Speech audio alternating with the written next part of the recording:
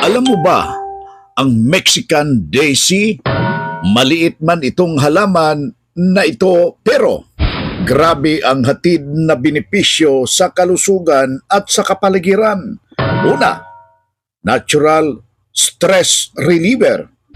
Ang bango, ang ganda ng bulaklak na ito ay nakakatulong magpakalma at magbibigay ng positive vibes sa paligid.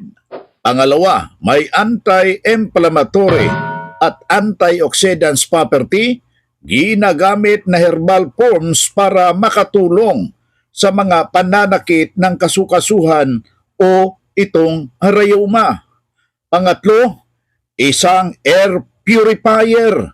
Tumutulong ito na linisin ang hangin sa paligid, perfect ilagay sa garden o terrace.